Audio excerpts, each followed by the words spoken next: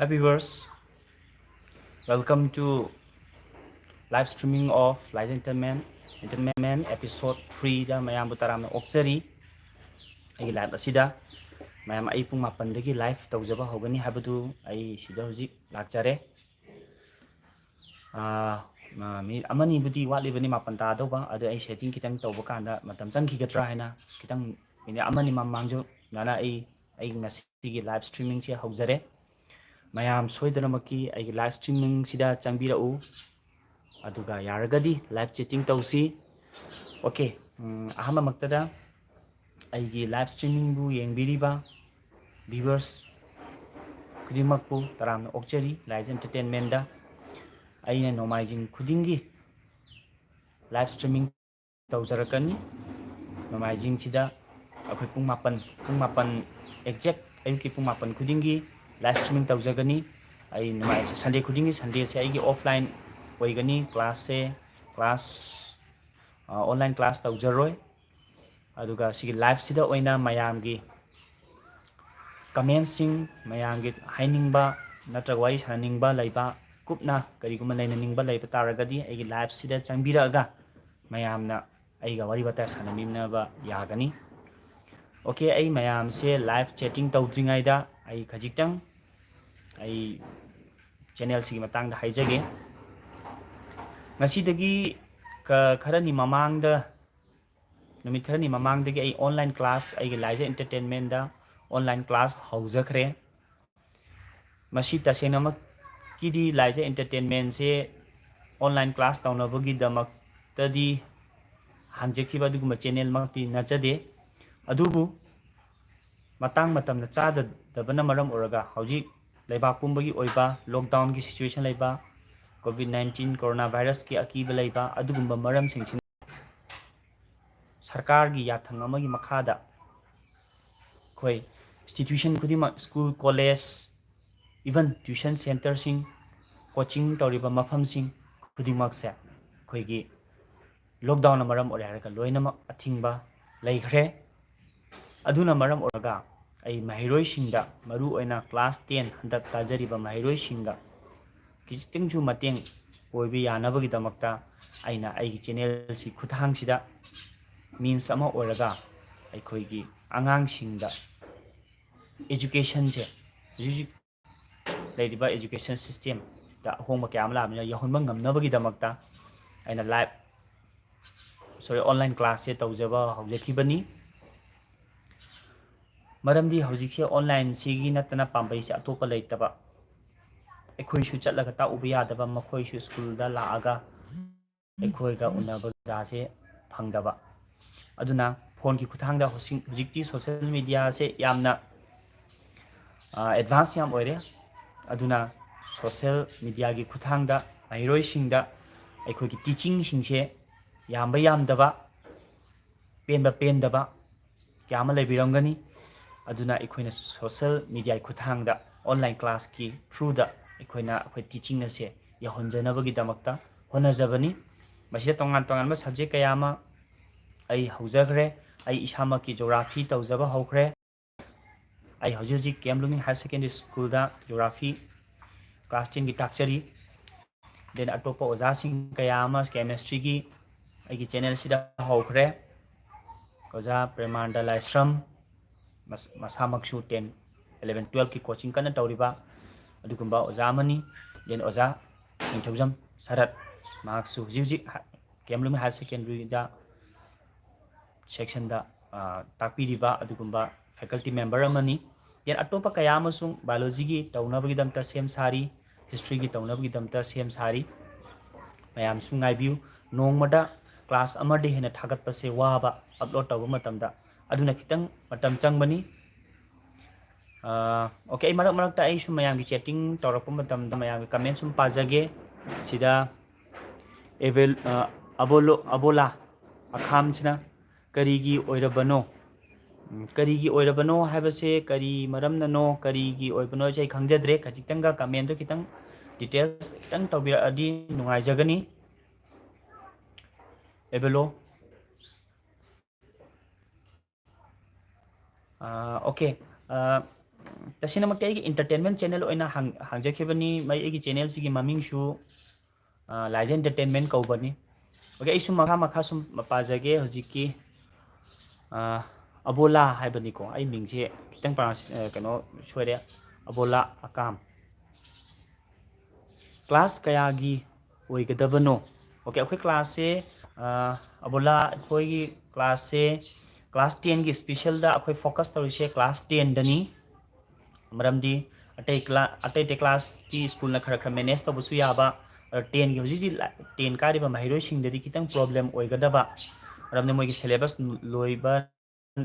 नाइबा नाइदबा अमसु लाकदब लोइदबा यादबा अमसु लाकपनिना अदुदगी सुम promotion हाइबसु पीबे हेक्टे यादबनिना याम चावो decision अम ओइदुनी अदुना इखोइगी मयाम से थेननबा होनबदा online class की खुटान खितंग सु मटेंग ओइगद्रा हाइना क्लास 10 खटगी खंकलगा फोकस तौरगा हौजिकी ओइनदी अखोइना क्लास 10 की ओइना सिलेबस सिंग चथबा हौबनी मोइगी सिलेबस खितसु कवर तौबदा मटेंग ओइगद्रा हाइना हौजिक लॉकडाउन से अखोइ खितंग सांगथगरे अमर ठक ठना आई से सुम पाजगे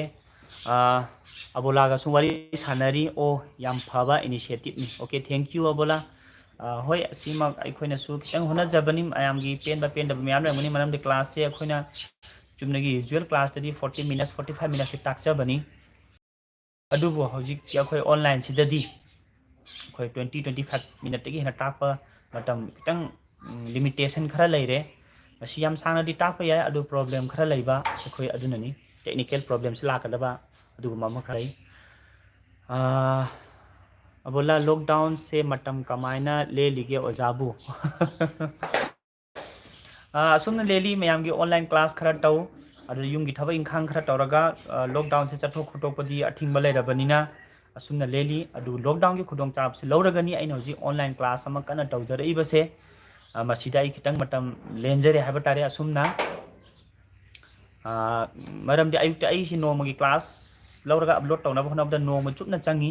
मरमदी अयुक्तगी क्लास तौबा अयुक्ते क्लास तौबा से ओजा सिंगसु खितंग थबा इंखांग लेनबा तारगदी खितंग प्रॉब्लम लेबा यावी अदु कांदना आइगी ज्योग्राफी की सुमें खचबनी मरथना अखोइगी मंडे ददी अखोइ मैथ्स की मखा तारकनी sir निथजन sir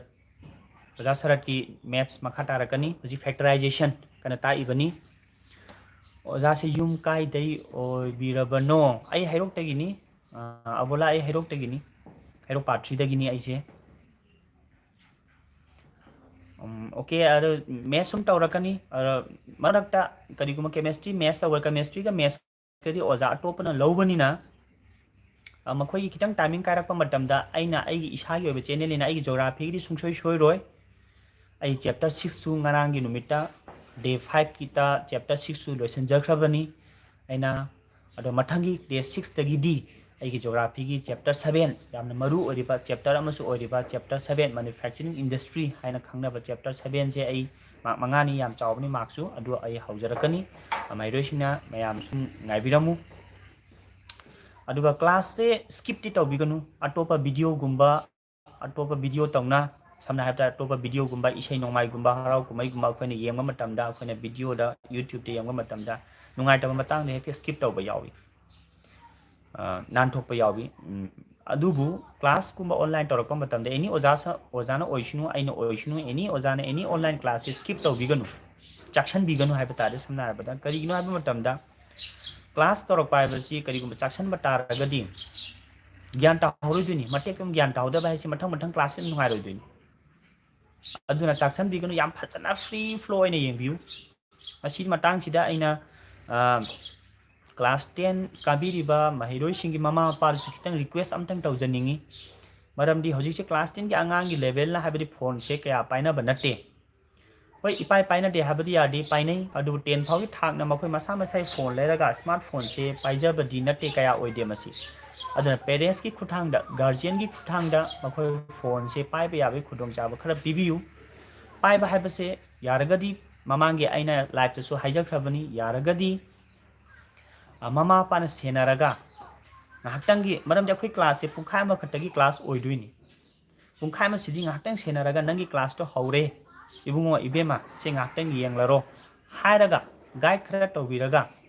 khara matam khitang kai thopiraga lockdown suni matam kai to pada kya waro hena khali madam di chathok khotok pa parents guardian su kya yada banina aduna guide tawbiraga khara class yengan view masata na note tausan bi aba angang singna su note tausan bi aba question answer pirak po oyo anything kana blow bi aba note tausan bi ho akhona class taw tamna question with answer ga lona phajna pi bani oza to pa su phajna sum pi bani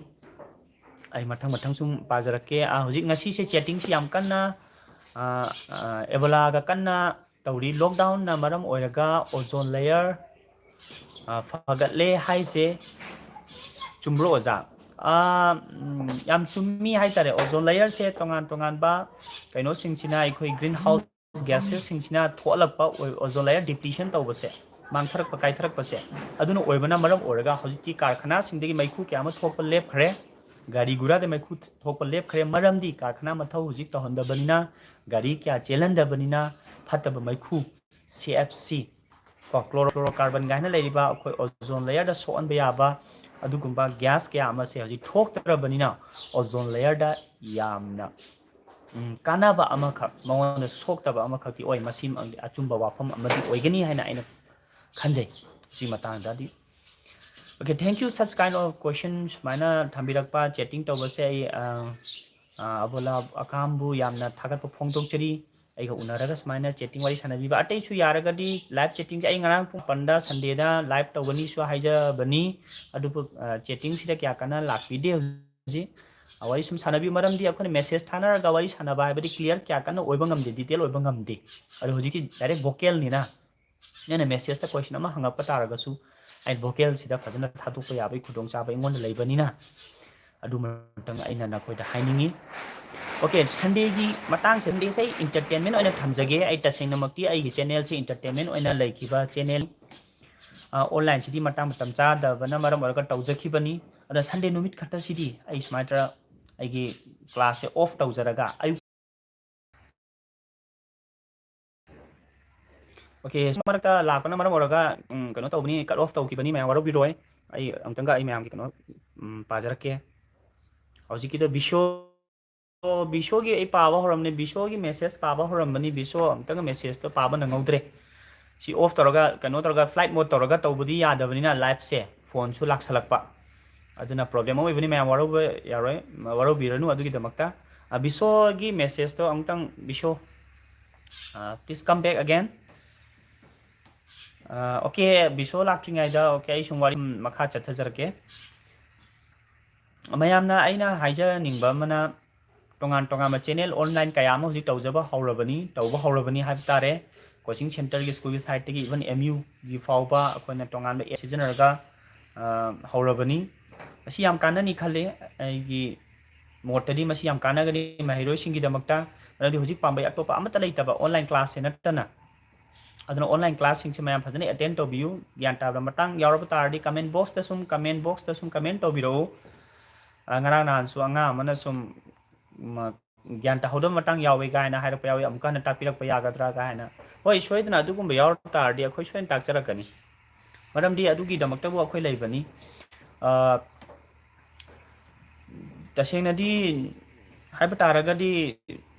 asi online gi class ama thagana bahona bagana upload tawna bahona bakanda ikhoi simatam su yam kai thopa atoba thaba inkhang ju kitang su problem leba no ma thagal hodabda angang singna su comment lakpa yam yaw ba haitare ngasi class tawdri kari gi adu aina haira pasu yam yaw ba aduga moi gi se yam chang naina tawroi kadaba ma le gaina su hek khanbi busu leiba adu makki dinate lockdown se leiriba manung phaudi soidana makki mairoi singda ai ngasi haijari sini lockdown manung si soidana makki online class se leptana chathajagani hoi nongma manini ma kanbi yai khara gap leibi yai aduna tongan bam oire haraga soidana chathajagani mayamna soidana yengbiu haiba tare aduga yaragadi asigumba kanaba oibani na online class se hoji maru oina class 10 tabli ba mairoi sing dawti yam kanaba oibani na adu tawbri yengmari yam kana gani khalle gemara thanai sum chatting sum page ai pajage ebola zoom na apps ama leibani अदुदा पुलअप connect तौबा याबनी होय okay आई खंगजे Zoom हाइबा app से याम आई शो ताजरे खंगे एमयू की सु तौरिबनी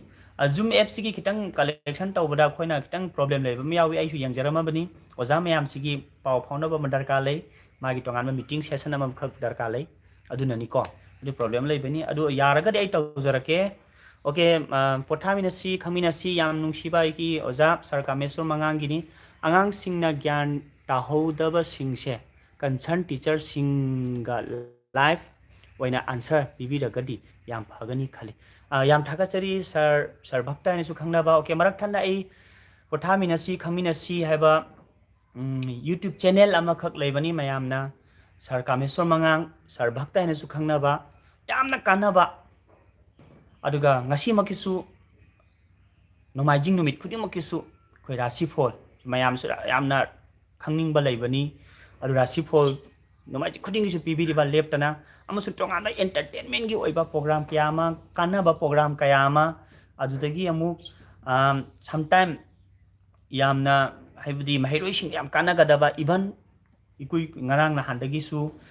सर कामेश्वर की पोथामिनसी खमिनसी है यूट्यूब चैनल असिदा माइरोसिना ताबियो मुनासी मतंगजे ऑनलाइन क्लास हौजख्राबनी मैथ्स की सर ओजा अमुबना ताकपा हौख्राबनी सर अमुना ताकपा हौख्राबनी ऑनलाइन क्लास सर की क्लास असिजु पोथामिनसी खमिनसी है तौरबा लेरिबो ऑनलाइन सिसु क्लास असिसु मयामना सब्सक्राइब तौबियु पोथामिनसी खमिनसी हाइबसे more than 41k subscriber laikhrabani yam link na mara chena takraba adugumba youtube channel amani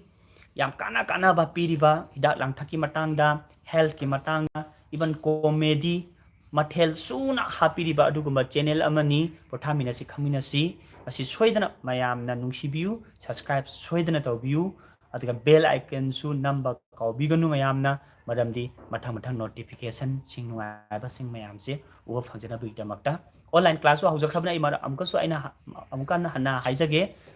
masida soidana mak mayam na mideng tabiu haiba mitang ai haijaningi ebola amutang aduga training session tawo kana bani okay tongan program mayam torok pi yai adu ai gi di isa gi personal channel oibanina sida kitang engora farak ta bakhra laibanani अदुगु ममे पुन बगी तंजा खतंग फंगदबगिनी आइसु tonga मयाम खलिबनी sir की favourite hero सी कनानो बॉलीवुड की बॉलीवुड की आइगी favourite hero से आमिर खान ओय अदु अजय देवगन गा याम नुंगाय असि हंबिरपसु नंगीदी करंबा कनाना बॉलीवुड की कनाना हीरो ने फेवरेट ओइगे एबोला अदु मुसुम खंगजनिंगी आइगिदी थाइंडेगी हौना बॉलीवुड की दी आमिर खान का अजय देवगन गना सुम ओइरई ओके आइगी छात्र सिंग मरु ओइना लाइव चैटिंग से तौबा पामबनी ओके शाहरुख खान ओके याम फै यामना फाव हेरोनी मरक थना आइना मुकुसु निंगसिंग जबा बना ngasai skip tawbe matang no tawbiganu gyan tahoroi aduga yam maroi bam tanga haijage agi class sing se day 1 day 2 day 3 day 4 hena chathabani anu kana gum amana day 5 se yengure khala se mamangi day 1 2 3 4 yeng dabi day 5 yengure khala adu day 5 yengba day 5 yenglagadi ममांग सु आई day 4 लेखरे day 3 हाइबा म class अमा लेखरे day 2 day 1 हन लेखरे हाइबा सिम खंबियो अदुगा थिबियो थीरगा डे 1 दगी परिंग नाइना डे 1 2 3 4 जे परिंग नाइना येंबिरो अदुदता क्लास सिंग से ज्ञान तागनी सोइदन अदुननी अखोइना महिरोइ सिंगना करम क्लास ना करम हाना तौखरगे करम न कोना तौखरगे हना चमम न बा पोक्तना बगी दमक्तनी आइना डे 1 2 3 हना केमिस्ट्री ओइगेरा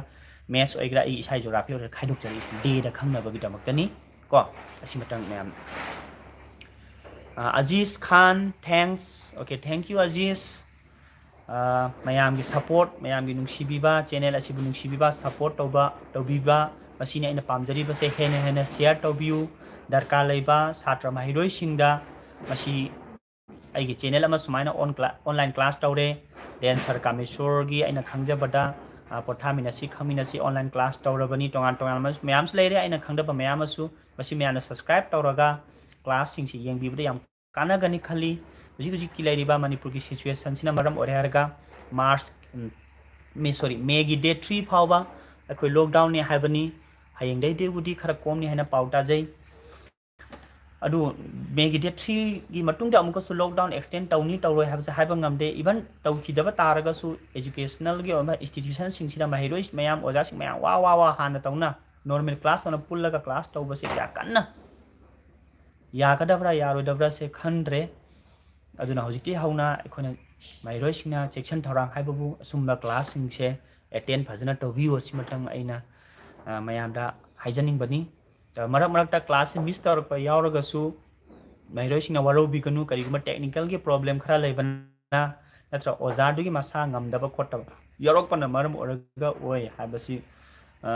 महिरोइसिना सुम ज्ञान ताबियो बाप ताबियो हाइब तारे अदुगा ज्ञान तादब मतंग यावरगदी सोइदना मकी होजिक अइना मरक थने ngasai ai सर कामेश्वर की पोथामिनसी खमिनसीदा हाइकिबा वाफमदो आई याम थैंक्स तौजरी सरबु ओजा तोंगान तोंगान ओजा सिंग आई तनतना आई की चैनल असिदा ज्ञान तादब ओजा सिंग दो खुदम ओना हाबदा अंगा मन केमिस्ट्री की मटा म ज्ञान ताद्रे अदो तारदी होजिकी केमिस्ट्री ओजा से लाइव ला आले हारगा संडे दा लाइव तौबा से इसा खट नत्रगसु याम फजबा याम नुंगाइबा फजबा सजेशन नि सर की सजेशन बु ताराम ओक्चरी मसा मसा direct confused doubt laitana bida masa masa phamanjaraga live chatting to hanjarake thank you for the suggestion sir kamesor pothaminasi khaminasi atopa gishu aina di suggest tawkhrabani atopa kayama hoji ai ki complaint makti kano makti laktri adu lakpa taragadi soidana makki ai ki live ta phamanjaraga direct live chatting to hanjarake okay ai yam sanadi ai ki live si lauja roige हौजिक तोंगान तोंगान बा chatting मखा ताना तौ होय minute मंगा तंगा आई मयांगा पुमिना खिगे ngasi Sunday निना थोदोपाई की class लैजदे हयेंग नुमिता मयाम सोइदना मकी आई class तौरकनी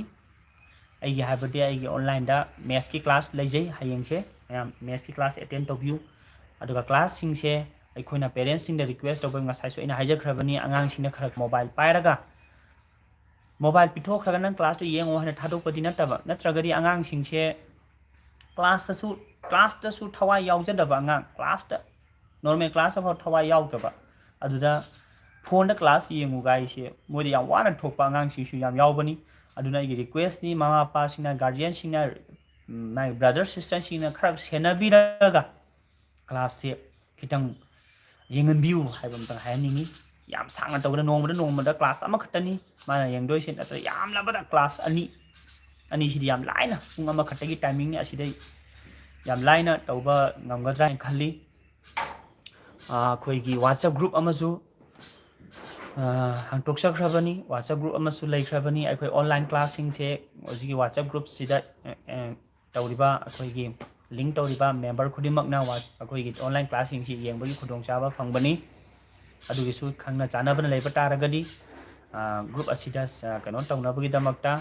add up तौनबगिदमकता phone सिंगसु WhatsApp हांबा फोन सिंगसु आई चैनल पिबिरकपा यागनी अदुमता आई हाइजनिंगी ओके आई यामना साना लौदबिदा आई टेंशन जगे ngasi ओइनादि आइगी लाइव से अदुगा मयामना यारगदी लाइव ता यारि मखै लापिनबो होनबियु रमदai इथंतना ngangbado